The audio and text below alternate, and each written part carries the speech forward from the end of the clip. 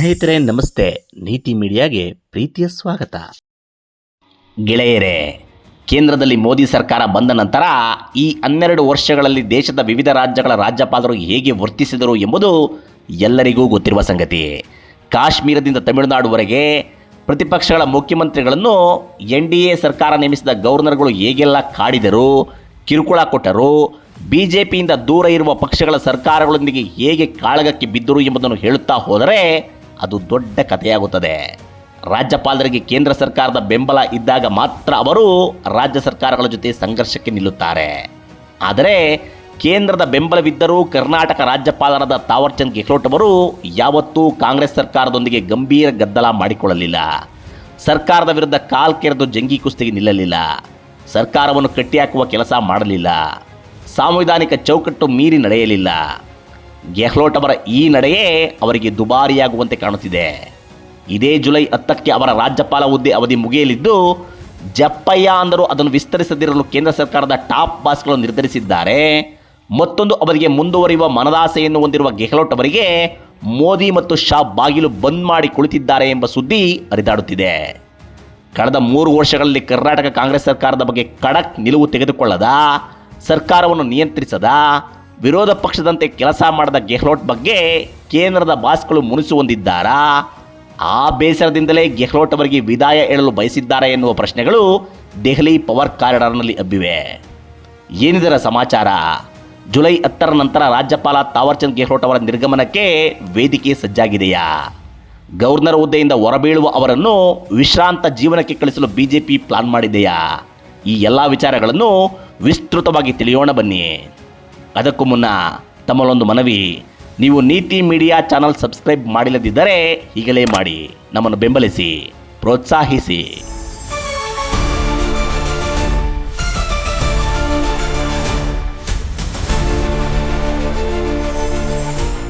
ಸ್ನೇಹಿತರೆ, Delhi lieutenant governor Najeeb Jung 2015ರಲ್ಲಿ ಅಧಿಕಾರಕ್ಕೆ ಬಂದ ಅರವಿಂದ್ ಕೇಜ್ರಿವಾಲ್ ಸರ್ಕಾರದ ವಿರುದ್ಧ ಕದನಕ್ಕೆ ಬಿದ್ದಿದ್ದರು. ಜಮ್ಮು ಕಾಶ್ಮೀರದಲ್ಲಿ ರಾಜ್ಯಪಾಲರಾಗಿದ್ದ ಸತ್ಯಪಾಲ್ ಮಲಿಕ್ 2018ರ ನವೆಂಬರ್ನಲ್ಲಿ PDP, ನ್ಯಾಷನಲ್ ಕಾನ್ಫರೆನ್ಸ್, ಕಾಂಗ್ರೆಸ್ ಪಕ್ಷಗಳು ಬಹುಮತ ಸಾಬೀತುಪಡಿಸಲು ಮುಂದಾಗಿದ್ದಾಗ ಕುದುರೆ ವ್ಯಾಪಾರದ ಹೆಸರಿನಲ್ಲಿ ಅಲ್ಲಿನ ವಿಧಾನಸಭೆಯನ್ನೇ ವಿಸರ್ಜಿಸಿದ್ದರು. 2020ರಲ್ಲಿ ಪುದುಚೇರಿ ಲೆಫ್ಟಿನೆಂಟ್ ಗವರ್ನರ್ ಆಗಿದ್ದ ಕಿರಣ್ ಬೇಡಿ ಅಲ್ಲಿನ ಸರ್ಕಾರದ ಆಡಳಿತದಲ್ಲಿ ಮೂಗು ತೂರಿಸುತ್ತಾ ಮುಖ್ಯಮಂತ್ರಿಯನ್ನೇ ಅಂಕೆಯಲ್ಲಿಟ್ಟುಕೊಳ್ಳಲು ಪ್ರಯತ್ನಿಸಿದ್ದರು. ತಮಿಳುನಾಡಿನ ಸ್ಟಾಲಿನ್ ಸರ್ಕಾರವನ್ನು ಅಲ್ಲಿನ ರಾಜ್ಯಪಾಲ RN ರವಿ ಅಕ್ಷರಶಃ ಕಾಡಿ ಕಣ್ಣೀರಿಡಿಸಿದ್ದರು. ವಿಧಾನಸಭೆಯಲ್ಲಿ ಅಂಗೀಕರಿಸಿದ ಮಸೂದೆಗಳಿಗೆ 3 ವರ್ಷ ಕಾಲ ಅಂಕಿತ ಹಾಕಿರಲಿಲ್ಲ. ಕೇರಳದ ರಾಜ್ಯಪಾಲ ಅರೀಫ್ ಮೊಹಮ್ಮದ್ ಖಾನ್ ಕೂಡ ಇದೇ ರೀತಿ ವರ್ತಿಸುತ್ತಾ ಪಿಣರಾಯಿ ವಿಜಯನ್ ಸರ್ಕಾರಕ್ಕೆ ಮಗ್ಗುಲ ಮುಳ್ಳಾಗಿದ್ದರು. ತೆಲಂಗಾಣದ ರಾಜ್ಯಪಾಲೆ ತಮಿಳುಸಾಯಿ ಸೌಂದರರಾಜನ್ ಚಂದ್ರಶೇಖರ್ ರಾವ್ ಅವರ BRS ಸರ್ಕಾರದೊಂದಿಗೆ ತೀವ್ರ ಸಂಘರ್ಷ ಹೊಂದಿದ್ದರು. ಇದು ಸರ್ಕಾರದ ಬಜೆಟ್ ಅಧಿವೇಶನದಲ್ಲಿ ರಾಜ್ಯಪಾಲರ ಭಾಷಣವನ್ನು ಕೈಬಿಡುವ ಹಂತಕ್ಕೆ ಮುಟ್ಟಿತ್ತು. ತನ್ನ ಫೋನ್ ಕದ್ದಾಲಿಕೆ ಮಾಡಲಾಗುತ್ತಿದೆ ಎಂದು ತಮಿಳುಸಾಯಿ ಗಂಭೀರ ಆರೋಪ ಮಾಡಿದ್ದರು.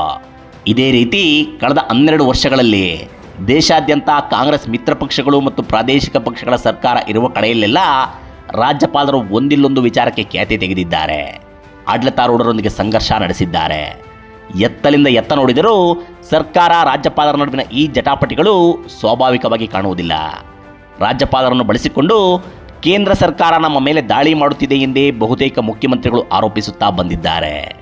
ಆದರೆ ಕರ್ನಾಟಕದಲ್ಲಿ ಮಾತ್ರ ರಾಜ್ಯಪಾಲರು ಸಂವಿಧಾನದ ಲಕ್ಷ್ಮಣ ರೇಖೆ ಮೀರಿ ವರ್ತಿಸಿಲ್ಲ. ಕೆಲ ಸಂದರ್ಭಗಳಲ್ಲಿ ಕೆಲ ಮಸೂದೆಗಳನ್ನು ವಾಪಸ್ ಕಳಿಸುವುದು, ಹೆಚ್ಚಿನ ವಿವರಣೆ ಕೇಳುವುದು, ಸರ್ಕಾರವನ್ನು ಎಚ್ಚರಿಸುವ ಕೆಲಸ ಮಾಡಿದ್ದಾರೆ.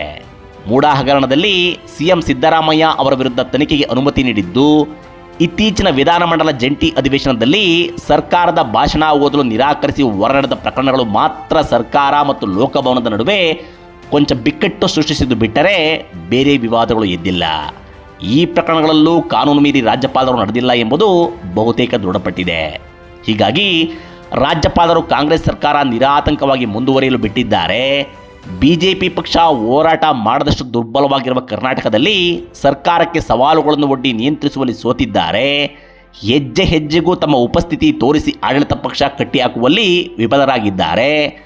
ಗೆಹ್ಲೋಟ್ ಅವರ ಸಾಮರಸ್ಯದ ನಡೆಯಿಂದ ಸಿದ್ದರಾಮಯ್ಯ 3 ವರ್ಷ ಸುಲಲಿತವಾಗಿ ಆಡಳಿತ ನಡೆಸಿದರು ಎಂಬ ಭಾವನೆ ಬಿಜೆಪಿ ಹೈಕಮಾಂಡ್ ಥಿಂಕ್ ಟ್ಯಾಂಕ್ನಲ್ಲಿ ಮೂಡಿದೆ. ಇದರ ಪರಿಣಾಮ ತಾವರ್ಚಂದ್ ಗೆಹ್ಲೋಟ್ ಅವರ ಜಾಗಕ್ಕೆ ಖಡಕ್ ವ್ಯಕ್ತಿಯೊಬ್ಬರನ್ನು ತರುವ ಲೆಕ್ಕಾಚಾರ ನಡೆದಿದೆ. ಹಾಗಾದರೆ ತಾವರ್ಚಂದ್ ಗೆಹ್ಲೋಟ್ ನಿರ್ಗಮನ ಖಚಿತವಾ? ಮುಂದೆ ತಿಳಿಯೋಣ ಬನ್ನಿ.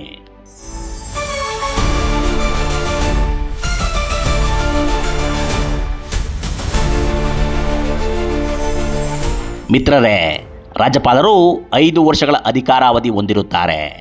ಆನಂತರವೂ ಅವರು ತಮ್ಮ ಉತ್ತರಾಧಿಕಾರಿ ಅಧಿಕೃತವಾಗಿ ಅಧಿಕಾರ ವಹಿಸಿಕೊಳ್ಳುವವರೆಗೆ ಆ ಸ್ಥಾನದಲ್ಲಿ ಮುಂದುವರಿಯಲು ಅವಕಾಶವಿದೆ.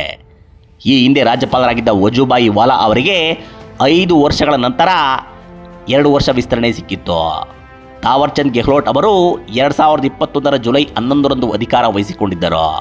ಅದರ ಪ್ರಕಾರ ಇದೇ ಜುಲೈ 10ಕ್ಕೆ ಅವರ ಅಧಿಕಾರಾವಧಿ ಮುಕ್ತಾಯವಾಗಲಿದೆ. ಮೂಲಗಳ ಪ್ರಕಾರ ಇನ್ನೊಂದು ಅವಧಿಗೆ ಮುಂದುವರಿಯುವ ಆಸೆ ಗೆಹ್ಲೋಟ್ ಅವರ ಮನದಲ್ಲಿದೆ. ಆದರೆ ಮುಂದುವರಿಸುವ ಇಚ್ಛೆ ಕೇಂದ್ರ ಸರ್ಕಾರದ ಬಾಸ್ಗಳಿಗಿಲ್ಲ. ರಾಜ್ಯಪಾಲರು ನರೇಂದ್ರ ಮೋದಿ ಮತ್ತು ಅಮಿತ್ ಶಾ ಅವರನ್ನು ಮುಖಾಮುಖಿಯಾಗಿ ತಮ್ಮ ಮನದಿಚ್ಛೆ ತಿಳಿಸಲು ಪ್ರಯತ್ನಿಸಿದರೂ ಸಾಧ್ಯವಾಗಿಲ್ಲ. ಆ ನಾಯಕರ ಮನಸ್ಸಿನಲ್ಲೇನಿದೆ ಎಂಬುದು ತಿಳಿದು ಬಂದಿಲ್ಲ. ಗೆಹ್ಲೋಟ್ ಅವರು ಬಿಜೆಪಿ ಪಕ್ಷಕ್ಕೆ ಸಲ್ಲಿಸಿರುವ ಸುದೀರ್ಘ ಸೇವೆಗೆ ಅನೇಕ ಅವಕಾಶಗಳನ್ನು ನೀಡಲಾಗಿದೆ. ಮಧ್ಯಪ್ರದೇಶದ ದೇವಾಸ್ ಲೋಕಸಭಾ ಕ್ಷೇತ್ರದಲ್ಲಿ ಸೋತ ನಂತರ 2 ಸಲ ರಾಜ್ಯಸಭೆಗೆ ತಂದು ಕೇಂದ್ರ ಸಚಿವ ಸ್ಥಾನ ನೀಡಲಾಗಿದೆ. ಪಕ್ಷದಲ್ಲೂ ರಾಷ್ಟ್ರೀಯ ಪ್ರಧಾನ ಕಾರ್ಯದರ್ಶಿ ಸೇರಿ ದೊಡ್ಡ ದೊಡ್ಡ ಹುದ್ದೆ ವಹಿಸಲಾಗಿದೆ. ನರೇಂದ್ರ ಮೋದಿ ಅವರ ನಿಕಟವರ್ತಿ ಎನ್ನುವ ಕಾರಣಕ್ಕೆ ಗವರ್ನರ್ ಹುದ್ದೆ ನೀಡಿ ರಾಜಕಾರಣದಿಂದ ಗೌರವಯುತ ನಿರ್ಗಮನಕ್ಕೆ ದಾರಿ ಮಾಡಿಕೊಡಲಾಗಿದೆ. ಹೀಗಾಗಿ 80 ವರ್ಷಗಳ ಹೊಸ್ತಿಲಲ್ಲಿರುವ ಅವರಿಗೆ ಮತ್ತೊಂದು ಅವಧಿಗೆ ರಾಜ್ಯಪಾಲ ಹುದ್ದೆ ಸಿಗುವ ಸಾಧ್ಯತೆಗಳು ತೀರಾ ವಿರಳ. ಇದಲ್ಲದೆ ರಾಜ್ಯಪಾಲರಾಗಿ ಗೆಹ್ಲೋಟ್ ಅವರ ಕಾರ್ಯವೈಖರಿ ದೊಡ್ಡವರಿಗೆ ತೃಪ್ತಿ ತಂದಿಲ್ಲ. ಹೀಗಾಗಿ ಬೇರೊಬ್ಬರು ರಾಜ್ಯಪಾಲರ ಹುದ್ದೆಗೆ ಬರುವವರೆಗೆ ಅವರು ಮುಂದುವರಿಯಬಹುದಷ್ಟೇ ಎನ್ನುತ್ತಿವೆ ದೆಹಲಿ ರಾಜಕೀಯ ಮೂಲಗಳು. ಇದನ್ನೆಲ್ಲ ನೋಡುತ್ತಿದ್ದರೆ ಗೆಹ್ಲೋಟ್ ಅವರಿಗೆ ವಿದಾಯ ಹೇಳಲು ಬಿಜೆಪಿ ಸಜ್ಜಾಗಿರುವಂತೆ ತೋರುತ್ತಿದೆ. ಈ ನಡುವೆ ಕರ್ನಾಟಕದ ಹಿರಿಯ ನಾಯಕರೊಬ್ಬರಿಗೆ ಈ ಸಲ ರಾಜ್ಯಪಾಲರಾಗುವ ಲಕ್ಕು ಕುದುರಲಿದೆ ಎಂಬ ಮಾತು ಕೇಳಿಬಂದಿದೆ. ಗೆಹ್ಲೋಟ್ ಅವರ ಜೊತೆ ಮಧ್ಯಪ್ರದೇಶದ ರಾಜ್ಯಪಾಲ ಮಂಗೂಭಾಯ್ ಸಿ ಪಟೇಲ್ ಅವರ ಅವಧಿಯೂ ಅಂತ್ಯವಾಗುತ್ತಿದ್ದು, ಈ ಪೈಕಿ ಒಂದು ಸ್ಥಾನ ರಾಜ್ಯದ ನಾಯಕರಿಗೆ ದಕ್ಕುತ್ತಾ ನೋಡಬೇಕು. ರಾಜ್ಯಪಾಲ ತಾವರ್ಚಂದ್ ಗೆಹ್ಲೋಟ್ ಕರ್ನಾಟಕ ಲೋಕಭವನ ತೊರೆದು ವಿಶ್ರಾಂತ ಜೀವನಕ್ಕೆ ಹೋಗುತ್ತಾರಾ? ಕಾದು ನೋಡಬೇಕು. ಇದು ಇವತ್ತಿನ ವಿಶೇಷ. ಮತ್ತೊಂದು ವಿಡಿಯೋದೊಂದಿಗೆ ಬರುತ್ತೇನೆ. ನಮಸ್ಕಾರ.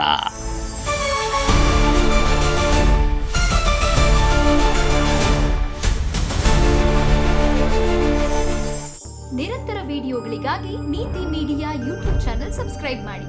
ಹೊಸ ವಿಡಿಯೋಗಳ ಅಪ್ಡೇಟ್ಗಾಗಿ ಬೆಲ್ ಐಕಾನ್ ಕ್ಲಿಕ್ ಮಾಡಿ. ನಿಮಗೆ ಇಷ್ಟವಾಗಿರೋ ಈ ವಿಡಿಯೋ ಶೇರ್ ಮಾಡಿ, ಕಮೆಂಟ್ ಮಾಡೋದು ಮರಿಬೇಡಿ.